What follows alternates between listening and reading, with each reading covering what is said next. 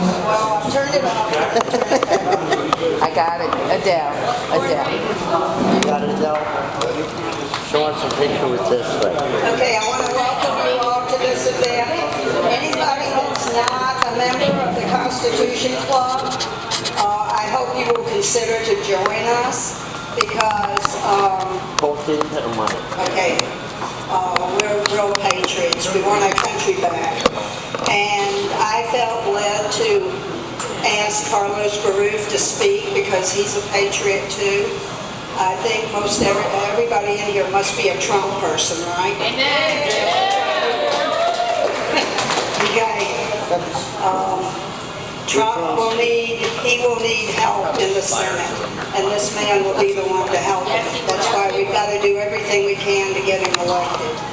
So anyway, I want to introduce you to Carlos Beruff. I've just met him, but I feel a kindred spirit really deep. And he was born in Miami, like a certain other senator. But he lives in Bradenton, right? And you work in Manatee and Bradenton. He has a good home building business, Medallion Homes, which is very quality homes. And he's giving back now. He's giving back like Trump. He feels a need to give back. So I'm just really honored to have him here, and I'll turn the microphone over to you, Carlos. Thank you. Thank you for having me. So, That screen behind him is going to ruin my video. don't know anything about me. I'll give you a little brief background. So If like we can shut move- that off. If you go back to history, on March 13th of 1957, there was an attack on the presidential palace in Havana. My mother was the only woman involved in the conspiracy, and my father were both involved in the attack. It failed against Batista. They went into hiding back in 1957. They didn't have cable television, so you're looking at the product of boredom. 9 months later, I'm at Jackson Memorial Hospital in Miami.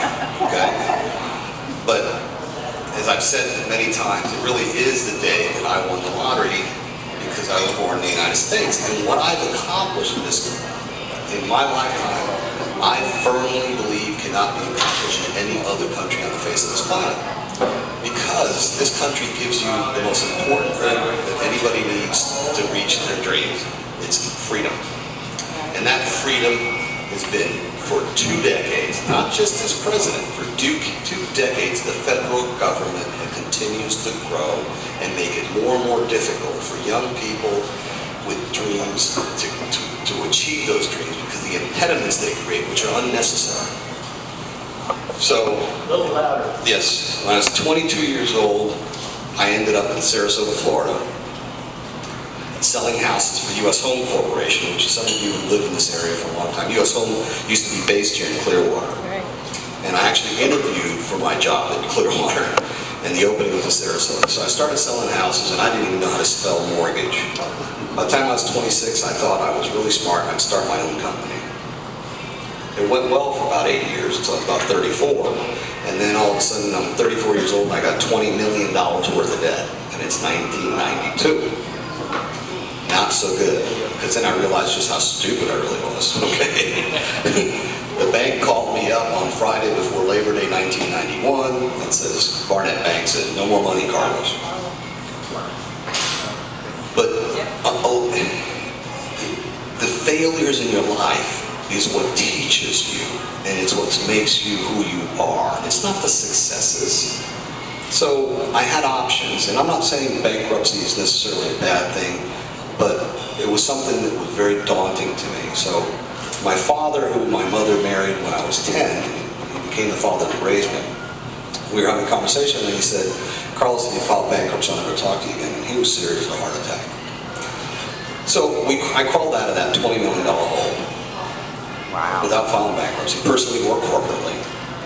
And I really learned. I learned the true reason good guys, good business people can succeed. Because you have to be prepared. Because the downturn is coming. It's just, you don't know, it's not if, it's when. Okay? So you have to live your life constantly worried about the downturn and prepare for it. So 2005, 2006, you're looking at the luckiest Cuban on the face of the planet, because in 18 months, I sold $110 million worth of real estate.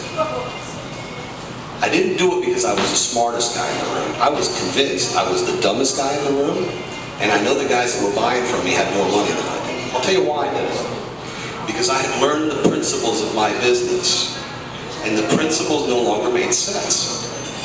And I said, these guys, the game has changed, the rules have changed, and the principles that I learned my business from don't make any sense. And it's very simple. I can teach you my business in 3 minutes. The price of a house cannot exceed 5 times the value of the lot, except waterfront, and we'll talk about that. That's crazy. So if a lot's $50,000, the house should be $250. Makes sense, right? So people were paying me the equivalent of $110,000 for a lot. That means that the house should be $550 in a neighborhood that I didn't think the house should be more than $3 1/4.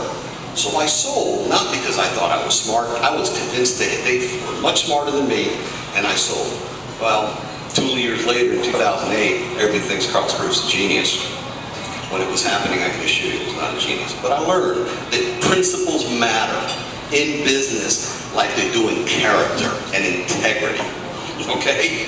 Yeah. And what I find in this cesspool called politics, okay, because unfortunately, we are represented by a lot of people that lack integrity and character. They tell you one thing, but they don't do who they don't live up to what they said they are. And I've been doing what you're doing here since I was 35 years old. I'm 58. For 23 years, people come to my office, ask me for my support, both, to introduce them to people and for money, okay? And too many times, they let me down. So that's one of the reasons I decided to do this, because I said, if I do it myself, I know I'm not going to let myself down. And I know that at 58 years old, no one's going to blow smoke up my skirt. No one's going to tell me how handsome, tall, skinny, bright, or funny I am. It doesn't matter, because I know what I stand for, and I know what I can do. Now, you live in the Southwest Florida Water Management District. And by the way, I've never destroyed the environment in my life, so just for anybody who thinks that, it's the truth of the matter is, if you're a legitimate developer in the state of Florida, you follow all the rules, because first of all, it's beneficial, because good environment makes me money. Okay? But at SwiftMud, what I found was a bloated bureaucracy. Really, really bloated, folks. I got appointed in August of 2009, and by October of 2009, I'm in a meeting, and they're making a presentation at Gene Turner Agricultural Center in Wauchula, Florida. And at the end, and there was a pamphlet that the district handed out to all the citizens, and the pamphlet said that they were proud that they had the same staffing levels in 2009 as they had in 1993. Now, as a business person, that was an impressive fact to me, because in that 15-year period, 16-year period, the district had grown 1.5 million people, so I was impressed that they could continue to deliver the services with the same amount of people. Until I was at that presentation October of 2009. And at the end of the presentation, Gene Schiller says, and we outsource $80 million a year. So, the home builder, we build about we do $75 to $100 million a year in selling houses. Raised my hand and I said, how much were we outsourcing in 1993? And his answer was de minimis. So basically nothing. So that was the first red flag that went up in my head. So then I started asking questions. And the answers I was getting didn't make sense. And I kept asking questions. Lo and behold, they had 212 to 218, what in government speak they call them FTEs. That's full-time equivalent employees off the books. So they were lying. First of all, what really irritated me is they're lying to the public that they depend on, because they collect off of every real estate tax bill. There's a line item for Southwest Florida Water Management District. And I don't think the government should ever lie to the people that they represent, okay? So I keep studying. The Tampa Bay Water handles the water in this area. Tampa Bay Water built a desalinization plant on Tampa Bay. The Water Management District contributed $115 million of our money to build that plant. Do you know how much water that plant pumps? Zero. Well, what happened was Tampa Bay Water figured they could get water out of the well fields and out of the Hillsborough River cheaper than out of the desal plant after we built the darn thing, and we paid for it. No one at the Water Management District was smart enough to just add a paragraph in the agreement that said it has to be a baseline plant, which means they have to use it every day. This is the kind of rampant mismanagement that you have in government. And the problem with the politicians that we collectively continue sending to Washington, they don't have a clue. They can't fix it. They don't know what questions to ask. They don't know where to begin. They can't read a balance sheet or income statement. It isn't pretty. It isn't sexy to talk what I'm talking about. But if we don't take this country and fix the problems that we have with the budgets, we will go broke. Or they will continue to take everything we own for 10, 20, 30 more years. If Hillary Clinton's our next president, we won't recognize this country in a decade. It's not the country I grew up in. So I'm running for the United States Senate simply because I've had a successful career. I've lived the American dream. I'm 58 years old. No one's going to tell me. I was down in Marathon about 2 months ago, and the man says, "Carlos, you're the senator, you're elected," and Mitch McConnell grabs him down the hallway, puts his arm around you and says, "Carlos, you got to go along with this on this particular issue, or you're going to be sitting in the basement of the Capitol, sitting on an egg crate." And you know what my answer was immediately? I said, "I grew up in government surplus food lines. An egg crate in the basement of the Capitol is a step up for me."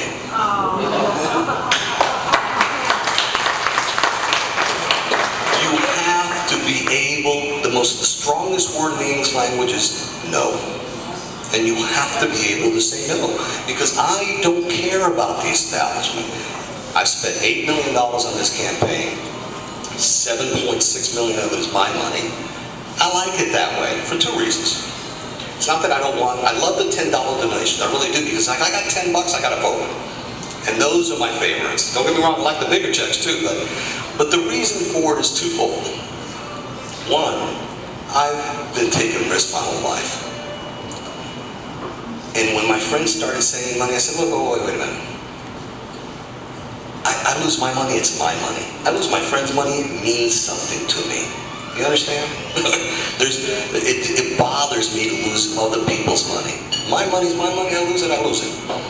But I told him, I said, if I start being successful, then, okay, then we'll start, you can start writing checks. And if you've been keeping up with this race, in the first 90 days I was in the race, by the end of May, we were at the top of 4 polls. So we went from -2 to the top of 4 polls. So we were on track. And then Rubio, who knew he was going to do this for months. This wasn't a secret, guys. We knew the tea leaves. In mid-May, I started saying, "Okay, guys, this is going to happen." And he did it purposely when he did it, because it gives guys like me, who really are going to stay into the end, less time to destroy him. Because I don't need to destroy him. He has a record. His record will destroy him. It's just a question of getting it out to the public, okay? He immediately starts attacking me with the Charlie Crist nonsense, which is it's a lie. The last time I wrote Charlie Crist a check was June of 2009. Charlie Crist was a full-blooded, well, I don't know about that. he was telling us he was a Republican. He became an independent April 29th of 2010, 11 months later. And I didn't write the guy a check, actually after the summer, because I knew he was not he wasn't the person that I thought he was. He fooled me. But the fact that that's what they found to attack me is, they know it's a lie because they know they have the records. But this is the kind of stuff that politicians do. I'm not lying about Mr. Rubio. My advertising on Mr. Rubio are his words out of his mouth, okay? And you're allowed to do that in my book. But, you know, the difference between me and politicians is that I actually believe there is something bigger than yourself. I don't want to do anything but be a public servant for 12 years, because if I can't get anything done in 12 years, 3 presidential terms, I'm a schmuck and you should send somebody else there.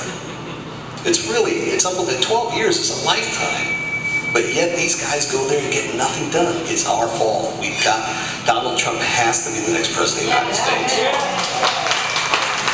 And I didn't just join the Trump train. I joined the Trump train back in August last year. Tony, The third Friday in August of 2015. Some things that he says, the way he says it, aggravates me because I want him to win so bad I can taste it. Okay? Because the future of this country is truly at stake. I think Rick Scott said it at the convention very, very clearly. Hillary Clinton will be the last nail in the coffin for this country. Hugo Chavez destroyed, in 17 years, Hugo Chavez destroyed Venezuela. In 17 years, it went from a country that... Okay. Yeah. Hugo Chavez destroyed... Whoop, it was... You know what? I don't... Tony, take the plug. Hugo Chavez destroyed Venezuela in 17 years with the socialist party. Obama has gone with Obamacare. You know, Try it with the battery. okay, hello? Okay. Obamacare is the seed of the socialist movement moving forward. Because eventually, that's the only way they can control us. And we have to repeal it. And we have to go back to free market, capitalist solutions. And that's all I want to do. So I appreciate you coming out. I'm happy to answer any question you all have. Yes, sir. I've noticed on your broadside that you send out a number of problems and solutions that you apparently think are viable for those problems. Now, there's a major problem that you haven't mentioned here that's been ongoing, and we've had it slammed in our face in the last couple of months in the public media. The Attorney General of the United States got up and declared before the people that Hillary Clinton had committed several federal crimes. And then went on to say no federal prosecutor would take that evidence to a grand jury. Okay, now, that begs the question, why would a federal prosecutor not take that evidence before a grand jury? And I can tell you the answer to that question. The answer to that question is, every federal prosecutor serves at the president's pleasure. And the way we can be certain that's the case, because when Bill Clinton was elected, he fired every U.S. attorney all throughout the states and replaced them with his own people. I assumed to make sure that there wasn't any federal prosecutors that would prosecute him. Okay? Within living memory, the citizen had direct access to the grand jury. In the interim, the pettifoggers on both sides of the bench, the ones in the black dresses and the ones in the cerruti suits, have conspired to place the prosecutor between the citizen and the grand jury. I want to know if when you're elected to the Senate, what you will do to restore citizen access to the grand jury. Because I know that there are at least a dozen people in this room who would take Comey's evidence before a grand jury and ask for an indictment of Hillary Clinton. One of the things that I do is don't answer a question that I don't know the answer to. Okay? First of all, I think, and you could be right and I could be wrong, the way the system currently is situated, what the Director Comey should have done was turn the evidence over to the Department of Justice, Loretta Lynch, and say, here is the evidence, you decide whether to bring charges. Wait, let me finish. This is my understanding. I could be wrong. But what he didn't do, why? Because he didn't want to taint her with making a decision after the Bill Clinton incident in the airport. Okay, so that's all corrupt. if you're telling me that somewhere along the line in history, what he should have done was bring it to a grand jury, it's always the prosecutor's perspective to call a grand jury, but he doesn't have to. Now, I don't know how the Senate would change that, but I'm certainly willing to listen. It's been historical that any citizen could go before a grand jury and present evidence of the crime. What if your accusations are against the prosecutor? You think he's going to let you into the No, grand jury? that happened recently in South Florida with a gentleman who did that, and he just got charged with 4.5 years of prison for impersonating an official. No. I didn't do anything. They're good. It's coming and going. But I do not know logistically how you change the system to do what you say. I don't have a problem with your thought. I just don't know how to do it. Look into the history of the citizen access to the grand jury. Okay, thank you. Yes, ma'am. You will be elected to the Senate if the people in this room have anything to say about that. Will you support term limits Absolutely. on everybody? Absolutely. It is one of the reasons that we have created the cesspool in Washington, D.C. that it has become. I can tell you I've been there 5 times in 6 months. I've been there before that 2 times in my entire life. And what you would find in what the time that I spent there, they don't care about us. They really don't. They do not care about us. The people, they don't care about small businesses. 2/3 of the jobs in this country are created by people like me, okay? Small business people. Who they care about? Google, Apple, General Electric, Ford Motor Company, General Motors, Microsoft, the offices of the lobbyists that I went to visit. This is a good story. So my consultants, because I've never done this, so you hire a consultant. By the way, my consultants are the same people who ran both Rick Scott's campaign for governor. So they are really smart people, and true conservatives that will not represent you. They won't think you're the right kind of person. So I go up there and I get taken to these offices, and I'm going, what am I doing? Well, you're not looking for money. You're just looking to let them know that you're not crazy, so they don't give your opponent money. Okay, so I do what I'm told, make sure I visit all these people, and they go, oh yeah, he's okay. He seems like a logical, rational human being. He's not nuts. And they immediately say, okay, we'll stay out of the primary. But while I'm doing my job, I'm also observing. And what I'm observing is the level of corruption and the money and influence in politics is off the charts. So here's what happens to the Marco Rubios of the world. They can't get to office without all of those people. That's right. Okay? Do you think somebody's going to give you $5 or $6 million and not expect something back? We're not that stupid, are we? I mean, come on. All right? That's part of the problem. And that's why Donald Trump scares the Jesus out of it. That's right. Yes, ma'am, and then the lady in the corner. Yes, ma'am. So speaking on that thought, campaign finance reform, do you have any thoughts on how to get the money out of this? Or giving equal access to people that really are showing to be qualified for a political position? So Citizens United, all that did for us is really even the playing field. Because the unions have been doing this for decades, Right. where they accumulate money from all their members and then do whatever the hell they want.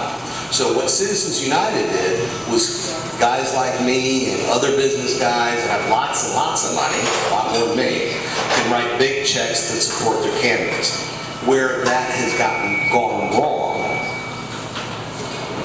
is that those guys also have deep financial interests in Washington. So it's not pure. Neither was the unions. So now we got a lot of money on both sides of the aisle. And I don't know, short of just completely shutting it down and saying, you know what, folks? But that would make it uneven and unfair, because then only guys like me that can write checks for millions of dollars could run to get their message out. It's not an easy solution. I wish I could say it's easy, but it's not. And I don't know know the answer, but I understand the problem. It's a big one. Yes, ma'am. My name is Christine Marquetos. I know a lot of these fellow Republicans, as I am myself.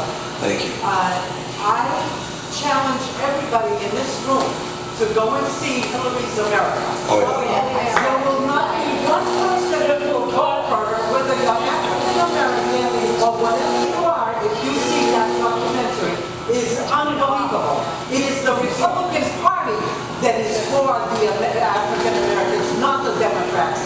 And I really challenge everybody, and good luck to you, sir. Thank you. And I saw the movie on Thursday, Yeah. and it is an accurate description of history. Yes. There's no nuances in it, but it's unfortunate it's not told loud and broad enough. The lady, and then the gentleman, and then this gentleman. Yes, ma'am.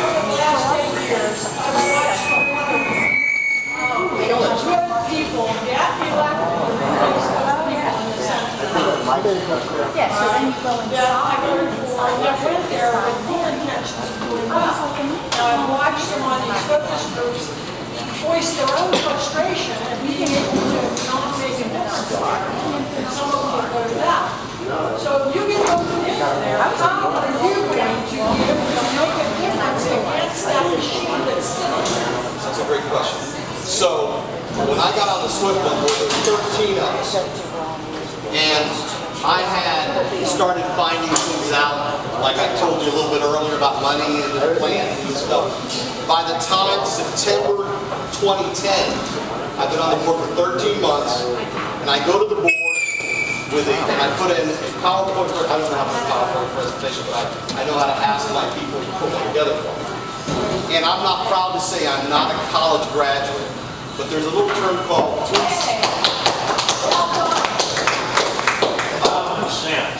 yes, that's right, which isn't so common all the time. So, there's a term that these guys use, it's called through cycle economics. That's just a term that all it says is that you study something big enough that you take the up and down of the economic cycle out of the study. That's all that means. So, I did a 10-year study of the water management district, okay? I did a 10-year study of the water management district and put it on. Now what? Let me just, I can scream loud. Can anybody not hear me? Can you hear me? Raise your hand if you can. If you can't hear me, let me Move know. front, move up, move up. People I'll go can over here move so I up. don't have that to deal with. So what happens was I put this report on September of 2010 to the 12 other members on the Water Management District, and it's like I said, through cycle economics, which is a 10-year chart so that you can take the recession out. And there was multiple charts that made my message very clear about how disorganized, how terribly inefficient the Water Management District was. But the one that jumped off to the members was a very simple graph. In 2000, the Water Management District had $258 million cash and liquid securities. By the time I put this presentation on in September of 2010, the Water Management District had $707 million in cash and liquid securities. Okay? In a decade, not only had we spent $1.5 billion, we had accumulated $450 million more of our money. Now, when did the Water Management District become our savings bank? Right. Yes, ma'am, you have the question. Yeah, I have a question. We live in Wiki-Wachi, in Royal Highlands. Do you know that half the property in Hernando County is owned by Southwest Management? I do. The lot behind us is owned by Southwest Management. The lots down the street are owned by Southwest Management. I do. What could be the reason for that? Well, that's bureaucracy's gone wild. But so let me finish why, because I want to get to the answer to answer your question specifically. What is different about what I think I can do in Washington compared to who we've sent up there before? Okay, because you have to convince 12 other people. Now I figure there's a difference between 12 and 100. I get that. But I have to convince 12 other people that this thing was as messed up as I thought it was. And when you give people numbers that are factually correct, they cannot deny the facts. The smart people immediately go, hey, he's right. And the dumb people say, I don't want to look stupid, I don't get it, but I know he's right. So you have to make cases, you have to make solid cases of what is broken in Washington and show it to them factually. Healthcare.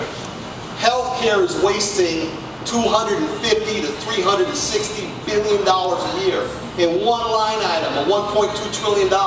But the Marco Rubios of the world, they're never going to get that. They're never going to be able to put it together and sell it because they don't know what the questions are to begin with. So if you don't get business people like Donald Trump, who negotiated the whole life, and Carlos Beruff, who absolutely understands numbers and can tell the bureaucrats what they got to do.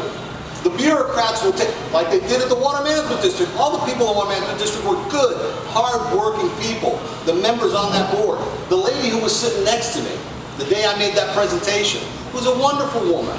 Wonderful lady. I think she's from Hernando County. She looked at me and she says, that all happened while I was here. Folks, it's not that there's not, it's just they don't have the skill set. And if we keep sending attorneys to Washington to fix the problems, you're going to get more attorney BS. And you're not going to fix anything. You've got to have men that don't want publicity, that don't want to be on television, that just got to get in and do the job. And you're never going to see them. You're just going to see things get done. Because all these guys do, and they don't act. And that's what we've got to get rid of people that all they do is this. Talk, talk, talk. Don't act and get results. So How do we do that? elect people like me and others that want to do it. Rick Scott told me, Rick Scott's in Carlson. When I started talking to him about running for this, he said, Carlson. And stop electing lawyers. Yes, that too. Isn't it in the Constitution that they're not supposed to elect lawyers? No. Or there was something amended or something. No, but Rick Scott said, Carlos, the more of us that try to do this, the more of us will get emboldened to do it. Because guys, you know, he says, Rick Scott doesn't need to be your governor. Everybody knows he takes 1 penny a month, right? You know that? He takes 1 penny a month. Do you know he flies around in a jet, goes to California and New York to bring other corporations to open their offices here? Do you know what that jet cost us? This much. It comes out of his pocket because he said, and he's right, when and only in this country can guys like us do what we've done. And if we don't protect that, it won't exist. Yes, we have. This gentleman, I'm sorry, go ahead. You know, you said about the people on the board, they're good people. When you go up to the Senate, you'll be dealing with the God son of bitches that God has put on the planet. And those the people in the water board may have wanted to do right, but those people have been bought and paid for, and they have no intention to do right. But my question too is, how do you feel about repealing the 17th Amendment so you would be here actually standing and be popularly elected? That they should be appointed by the state legislatures. I've read the Liberty Amendments. Have you read that book, The Liberty Amendments? It's a good book, and it deals with that. And I think that there's a good rationale. But I also live in the real world. In the real world, what he's talking about is where, in the past, the state assigned the senators. Right. Okay? And I do it in first of all, I do it in a minute. If I can do it, I do it in a minute. Because it should be more representative to local government. And that way you could be by who's you're electing to the state legislature. But in the real world, I just don't think you can do it. The Senate is supposed to actually represent the state. Correct. Each one of them had two. Correct. And then the House represented the people. That's right. And we have lost that. That's right. And the people are too big and stupid to even understand it. What do you think of the idea of making lobbying illegal and also forcing government people to follow the same laws they put upon us? That's part of my 10-point plan. Whatever the Congress passes, they got to live under the same rules. They can't be exempt from it. That's stupid. Why? Because they created their own class. There is a political class in Washington that does not represent us. That would be corrected if the citizen had access to the grand jury. If the citizen could get into the grand jury, because under current law, all the laws are supposed to apply to everybody equally. Oh, obviously, we know a couple of weeks ago. The only reason they can't apply to everybody equally is because Comey will stand there and say his prosecutors are not going to take the information to the grand jury. The citizen needs access to the grand jury. I disagree with that. Like I said, I don't know how to fix that. Jim, can I come back to you, gentlemen? Come back, come back. Yes, please.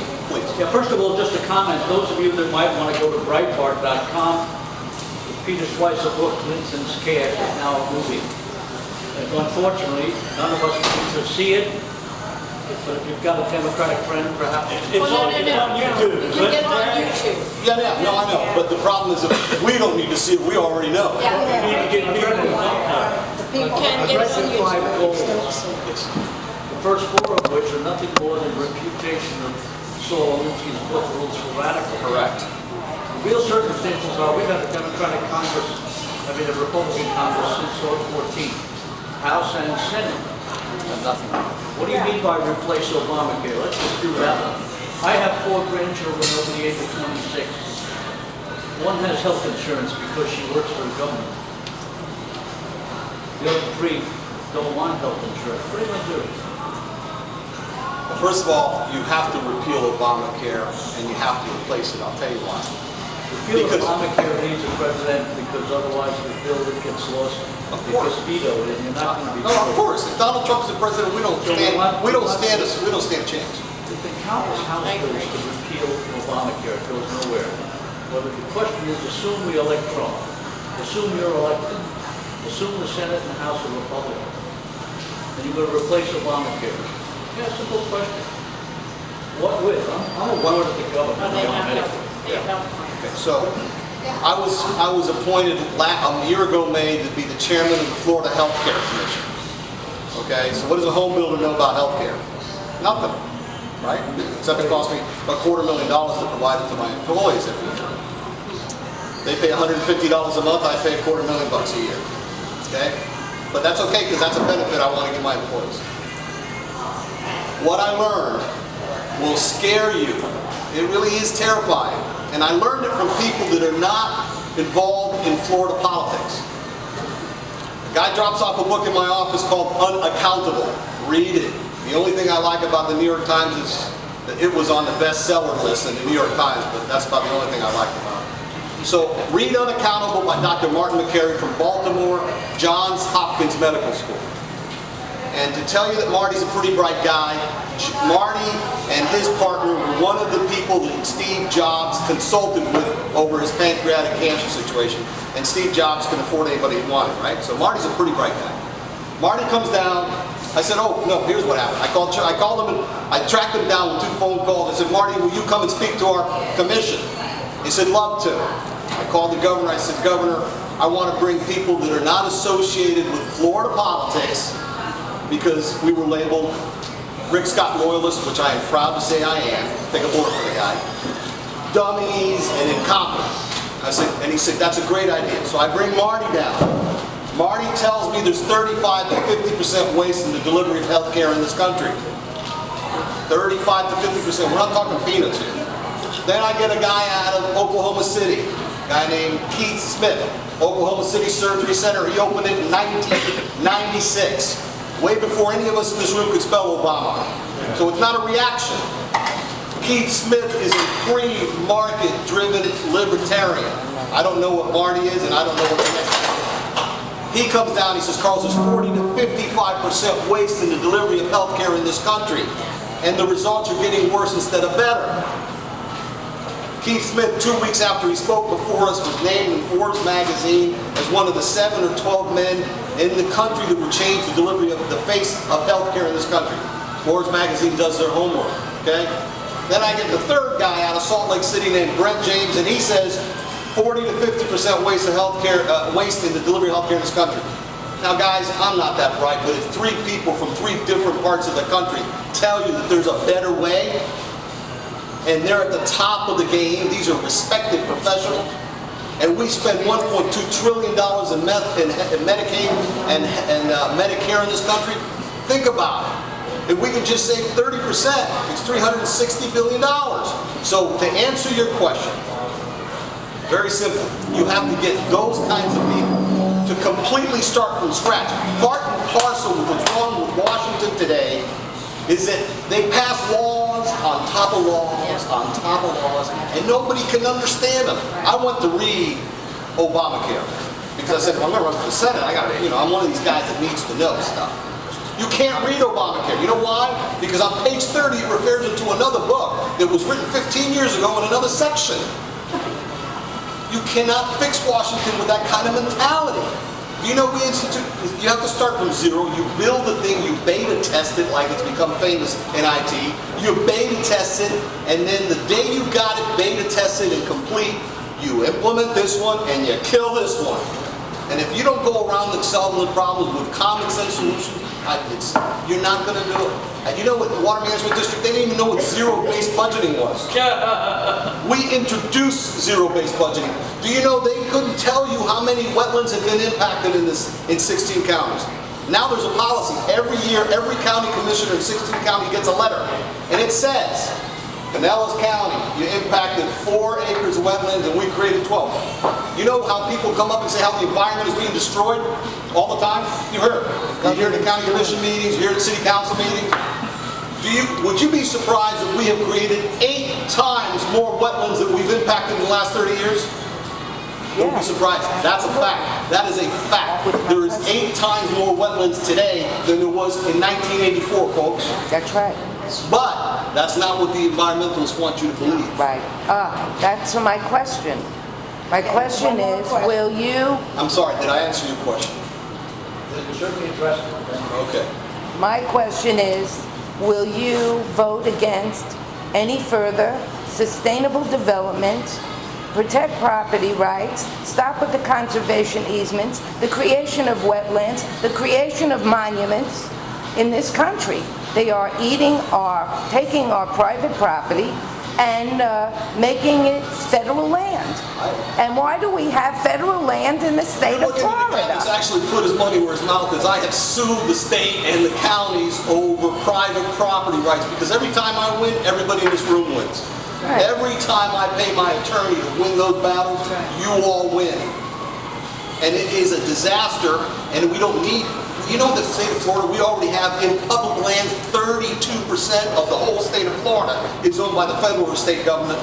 Yep. How much more land do we need, folks, for parks? They never get used, some of them. Yes, ma'am, and then the gentleman. Wait. Okay, whatever. Yeah, we have 1 minute left. Yeah. Just in this room. I hate to change the subject. No, this is your meeting. This is terrifying me, and it should terrify every American. What is going on with the Muslim immigration in this country? What are we going to do about it? Can we get these people out of our country? Is there any way we can stop Obama and Hillary from bringing any more terrorists? Well, first of all, you can't get Hillary in here. And Trump is the immediate solution. It's 10 weeks.